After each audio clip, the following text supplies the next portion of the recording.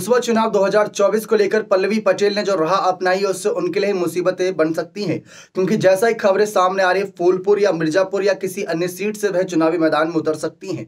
और अगर उतरती है तो उनका साथ ओवैसी, चंद्रशेखर आजाद, स्वामी प्रसाद मौर्य जैसे कुछ उत्तर प्रदेश की सियासी रणनीति में मादा रखने वाले नेता उनका साथ देते नजर आएंगे।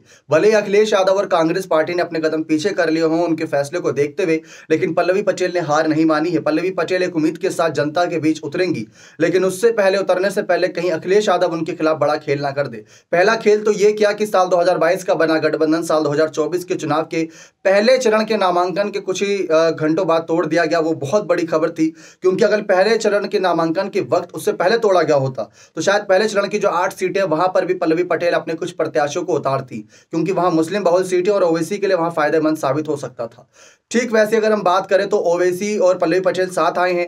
पल्लवी पटेल को लेकर चर्चा है या तो मिर्जापुर से अपनी बहन अनुप्रिया पटेल के खिलाफ चुनाव लड़ सकती हैं या फूलपुर सीट से वे चुनाव लड़ सकती हैं, ये खबरें थी। और जब सपा के साथ गठबंधन में थी तब खबरें थी कि इंडिया अलायंस उन्हें वाराणसी से पीएम मोदी के खिलाफ चुनाव लड़वा सकता है। खैर वो तो अफवाह ही थी, कयास थे।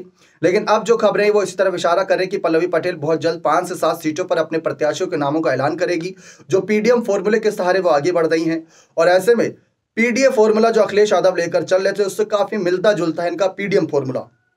अखिलेश यादव जो ए यानी अल्पसंख्यक की बात कर रहे थे उसको सीधा यहां पर एम कर दिया है, यानी मुस्लिम। और आप जानते हैं उत्तर प्रदेश की राजनीति में 20% मुस्लिम मतदाता बड़ा खेल कर सकते हैं 20 करीब सीटों पर।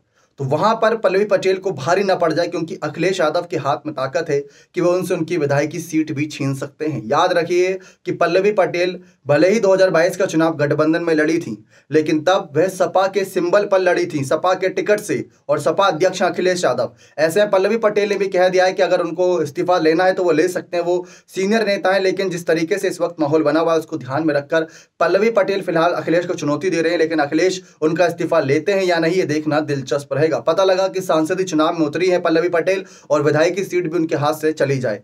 बने रहें चैनल के साथ। बहुत बहुत धन्यवाद।